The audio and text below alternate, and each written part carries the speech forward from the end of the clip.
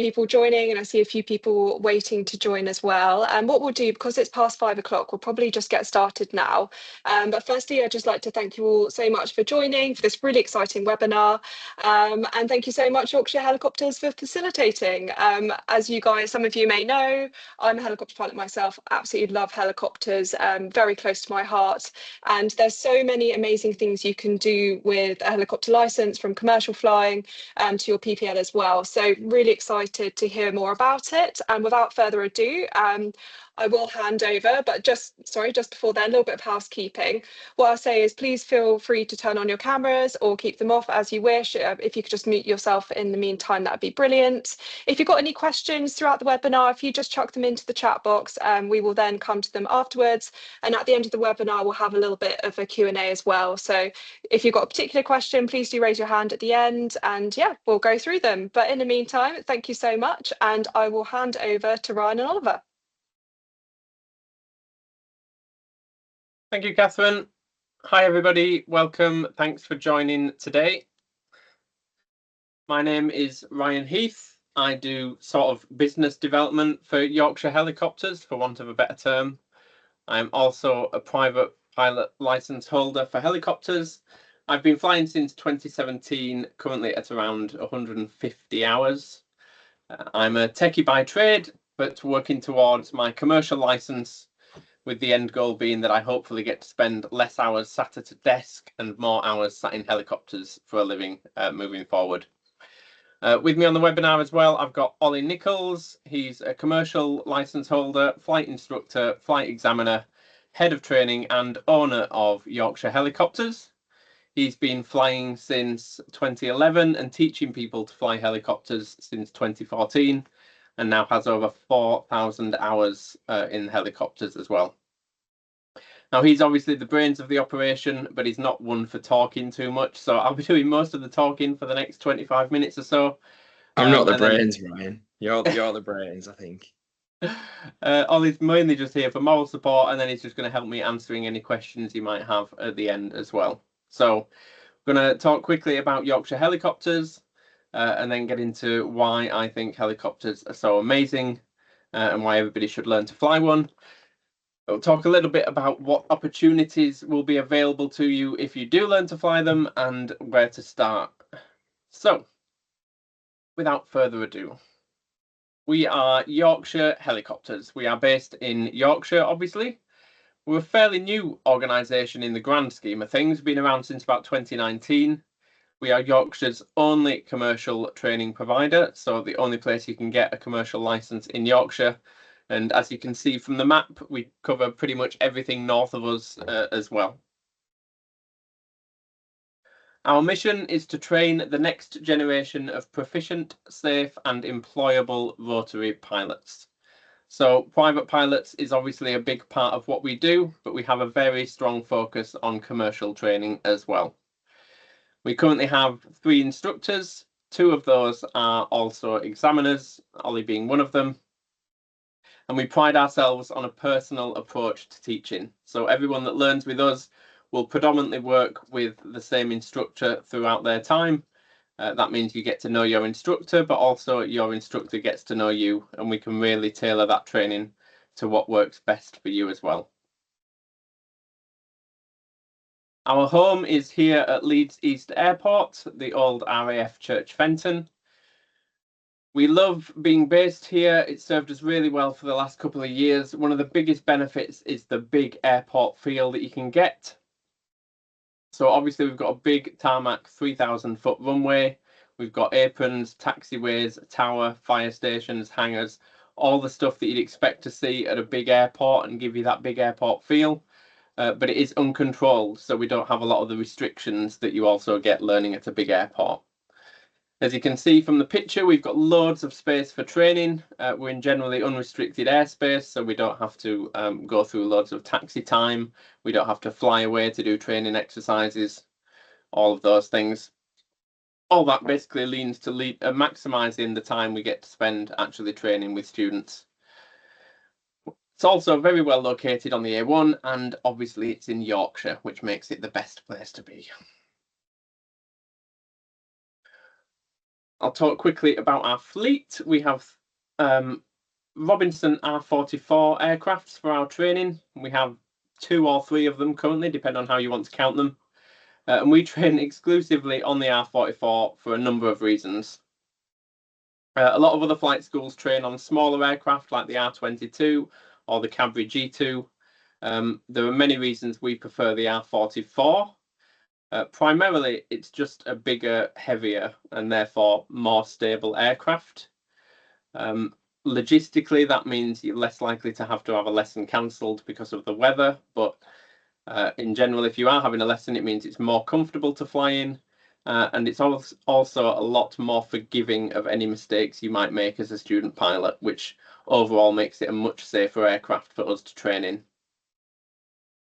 Secondly, because we are career focused, we know that a lot of people that are training with us will immediately want to transition into a larger aircraft once they've passed. Even if you're a private pilot, you're probably going to want the extra couple of seats. So it makes more sense to learn on the aircraft that you're going to be spending most of your time in. And it saves you having to get a type rating as soon as you've passed your test as well. And then finally, on the commercial minded side of things as well, it's better experience to just start in the larger aircraft from day one. Employers will see this more favourably if you spent more time in an aircraft of this type than started on something smaller. So something a lot of people don't necessarily think about, but something to bear in mind is obviously these aircraft do cost a lot, not a lot more, but they do cost more to train in per hour. But overall, our experience is fairly consistently that the overall saving is more once you've got through the entire course, because you're not having to pay for that type rating at the end of it. But also people generally just learn faster in the larger machines as well. It's easier to learn things than it is on the smaller. So generally speaking, cheaper in the long run, and a machine that we much prefer to train on anyway. I mentioned before that our mission is to create more employable pilots. So this year we've started working with Adventure 001, who are the largest provider of helicopter pleasure flying and sightseeing tours in the UK.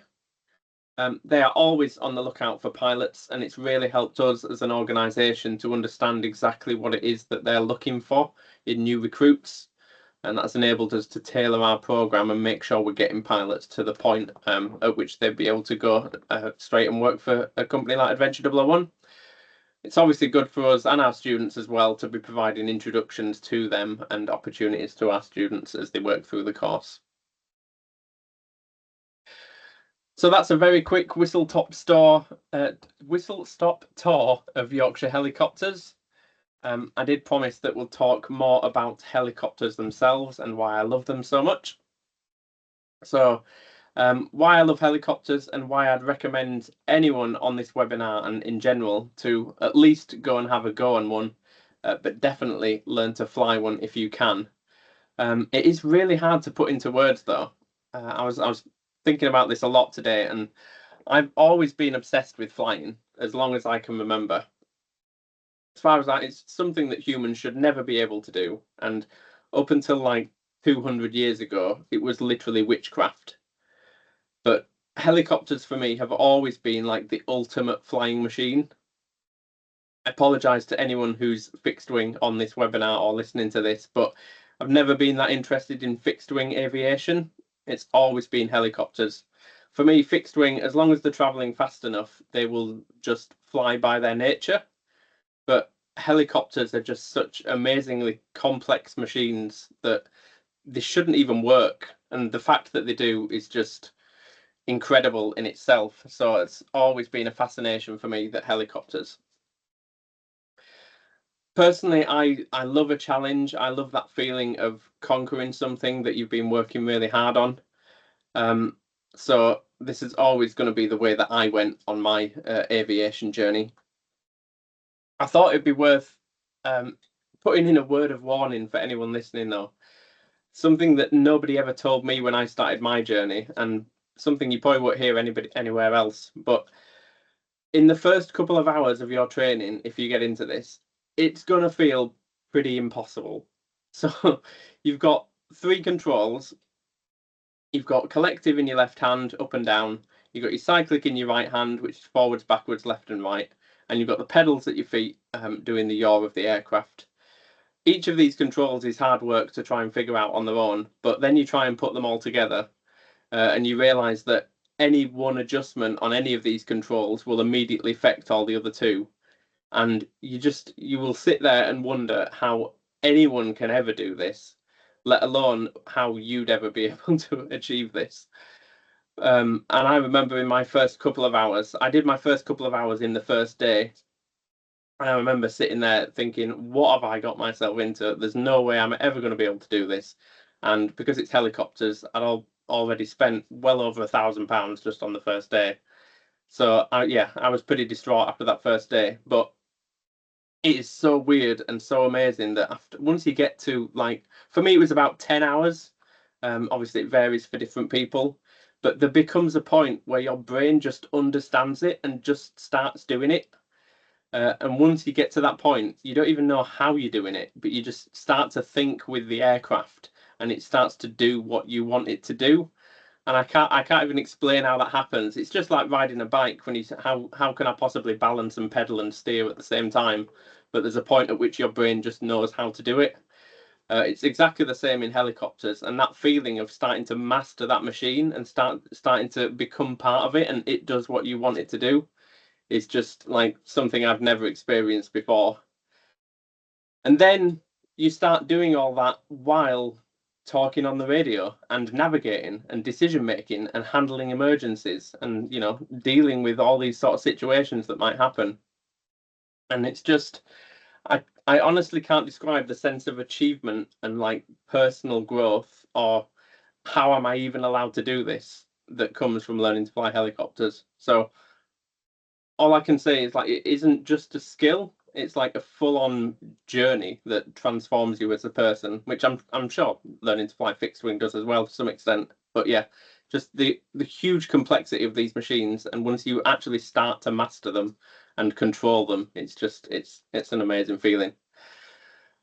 I often have to keep reminding myself that, you know, I am one of very few people that actually even get to do this. So yeah, it's really cool. But I think it's important to point out as well that that's not just the initial training. What I love about flying as a whole, and not just helicopters, is that you're always learning. There's always something you can continue to develop yourself, new skills, new knowledge, new experience. It's a never-ending journey of challenges and self-improvement. And that really doesn't compare to anything else I've experienced in my life anyway. So that's why helicopters for me. Why helicopters specifically? I chose this picture because, as far as I'm concerned, helicopters can literally take you anywhere, unlike any other machine can.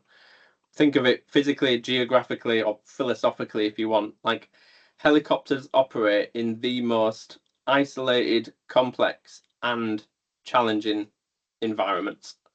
And that's why I think they are awesome. So yeah, just gonna have a quick drink. So what can you do with a helicopter license? Well, I'm a private pilot, so that limits me to flying myself, friends, family, acquaintances, people you've met down the pub, anyone really, but for personal reasons. So this is not commercial use, and you cannot profit. You can share your costs of flying helicopters, but you cannot profit from it. So here's just a selection of pictures of my helicopter journey. We've got landing at pubs, we've got flying with friends and family, we've got flying over my hometown of Scarborough, just in the bottom right there. I've taken 3 people to their weddings. I've done 2 proposals, which are really fun to do. And leading up to this webinar, I was looking through my logbook. I've done 30 different landing sites in my 150 hours, and only half of them were actually airports. So I am completely self-funded. I do a lot of cost sharing in order to facilitate my flying. I could do a whole other webinar on the complexities of that. But yeah, so much fun, so much you can do with it. I had a business trip to Las Vegas a couple of years ago, reached out to 702 Aviation at North Las Vegas Airport, hired an R44 with an instructor for them and went flying up to the hills, an experience that I'd never imagined I'd be able to do in my life. Me and my wife, when we were on our honeymoon, we hired an R44 from Johnny at Yorkshire Helicopters.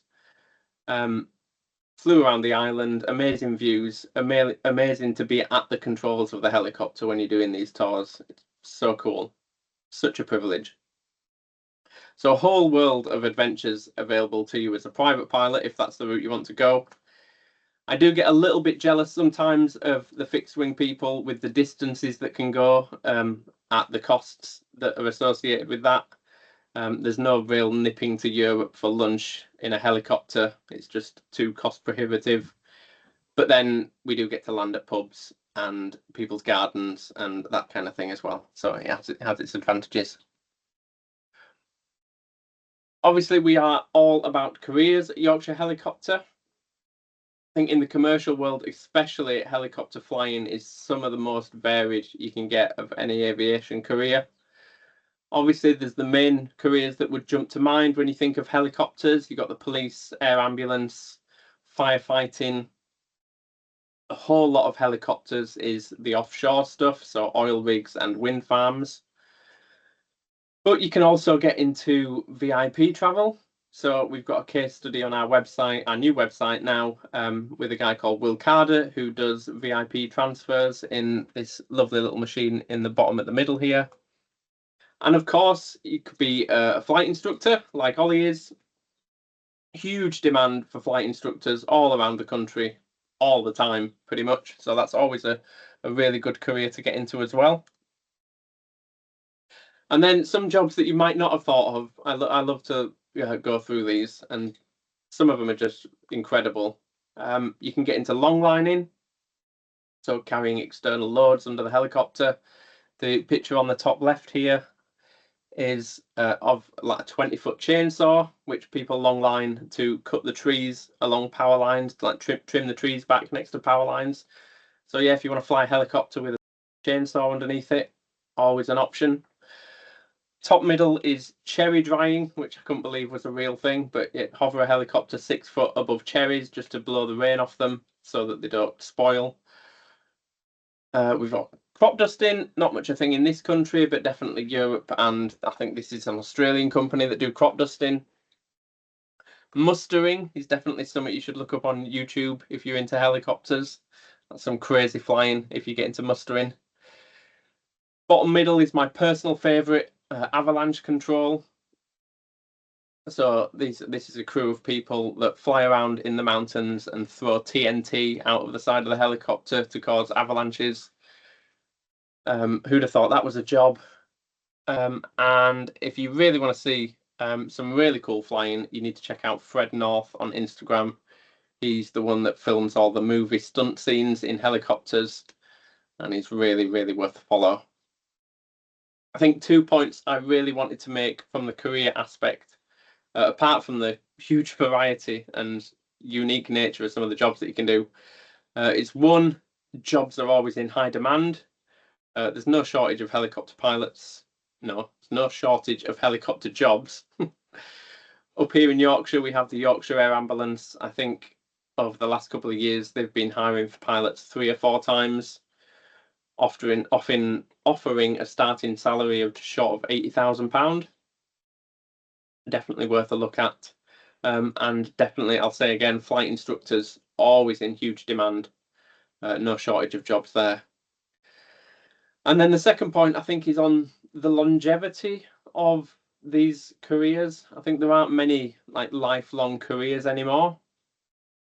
But I think aviation is one of those that I think, pilots are always going to be in high demand.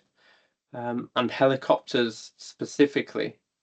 I think as aviation as a whole trends more towards more automation. Obviously, we have no idea what that will look like in 50 years' time. But I do think the sort of human element is safer in the rotary world, just purely based on the sense that the mission is different every day and therefore, less prone to automation taking over. So hopefully that's sold you on helicopters and a career in aviation. What does the journey look like if you want to get started? Well, there are typically two main routes into this. You've got the modular route and the integrated. I could do another webinar on those again, and I think we will be doing from Yorkshire Helicopters within the next month or so. So if you're interested in more detail about how to get into it and what the different routes are, then definitely drop us a message and we'll let you know when that's coming up. But typically you start with a trial lesson. If you're going through us, going the modular route, then you go for your private license. You build up your experience until you get to 155 hours, and then you get your commercial license, at which point you're allowed to fly as a pilot for money. And then typically employers are looking for about 250 hours plus of experience for you to start in what I'd call like a proper job, for want of a better term. And yeah, and the only point to make across there is like we do all of that. So, you know, we're happy to help you get all the way through that journey. I feel like I've talked for a long time already, but two more quick slides. So on the requirements to start, you need to be 17 years old. You need to have a class 2 medical. There are 9 theory exams, 5 of which I believe shared in common with the fixed wing world. And the minimum hours is 45, but just as a cautionary note, I wanted to put that in there and say that just need to be aware of any school that says they will get you through in that amount of time.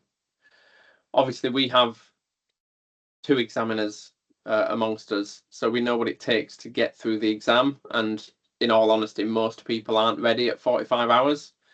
So yeah, be wary of anybody that says that that's obviously that is the minimum, but that says that, you know, we can get you through in 45 hours, because our experience is that doesn't happen. The factors in that are obviously a little bit of your personal aptitude and attitude to it as well, but more so just your consistency. How much time can you put to your training? Obviously, if you're turning up every week or several days a week, you're going to get through it a lot faster than if you only put an hour in every month. So yeah, how many hours and how much headspace you can assign to your training will probably have the biggest impact on how many hours it actually takes you. And then finally, some top tips from us if you are interested. Number 1, prioritize the medical. If there's typically a class 2 medical for sure isn't a problem with most things that you might. But if there is anything you're concerned about, definitely get that first to make sure that you don't get halfway through your training and either find out that you can't continue, or just, you know, be delayed in continuing and not being able to go solo because you haven't got your medical through. Tip number 2 is think about the end goal. So I've also already said that you've got the modular or integrated routes that you can take. Within those, there are lots of different sub options and where you can go about getting to a career. And there is no right answer for which one you take. It very much depends on where you're trying to get to and what sort of career you are looking for. It's a very personal choice. So, for example, the quickest way to get into like a high ticket pilot job would be to go a fully integrated route, throw all the money in from day one, and then go into the offshore work. But that means you need all that money up front, and you're going to have to move to, you know, where the bases are for all the offshore work. So if that doesn't fit the lifestyle that you're looking for or the type of work you want to do, then you need to think about what job it would suit you, and therefore pick your route depending on those. Tip number 3, visit all the potential schools. There aren't many of them in the country, to be honest. So, you know, within the area that you're willing to travel, there certainly won't be that many. So visit them all, go meet the people, go meet the instructors, find out everything you can, you know, find out who you vibe with and what, you know, where you feel like you fit in. And then finally, start with a trial lesson. Just, you know, get in an aircraft, get your hands on the controls and see how it feels. See if it feels like it's something for you. Definitely worth an hour of your time, even if it's just for the experience. So yeah, those are our tips to that end. If you are interested in doing a trial lesson and you want to come and visit us, we are doing a discount for everybody that's a member of Elevate Her. So use the discount code on our website if you want. If you want to find out more about Yorkshire Helicopters, scan the QR code or just drop us a text. We have info packs, which is the top thing on the list on our link in bio site there. When you scan the QR code, that has much more information about all the costs that are involved and what our pricing is. You can reach out to us on socials, sign up to our newsletter, all those lovely things from there.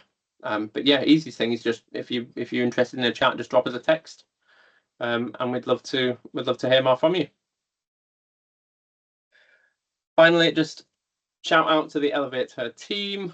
We love your guys' mission. We definitely need to encourage more women into lots of different fields, but especially STEM and aviation. Thank you for doing what you're doing, and thank you for having us here to talk today. And as Catherine said at the start, we'd be happy to take any questions that you might have.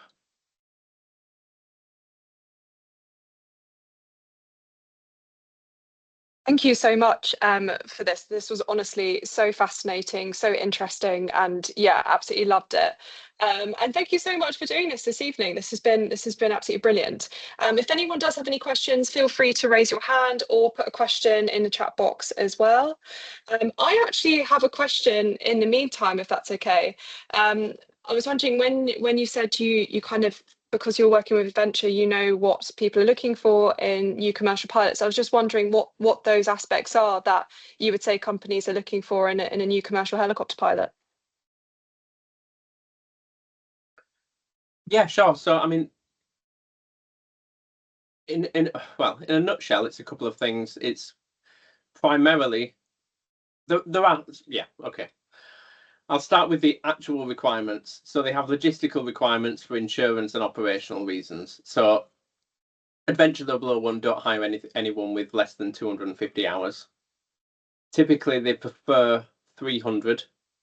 That's usually their starting point, but the feedback we got from us that is someone's done their entire training on an R44, then they're willing to come down to 250 because it's more relevant experience.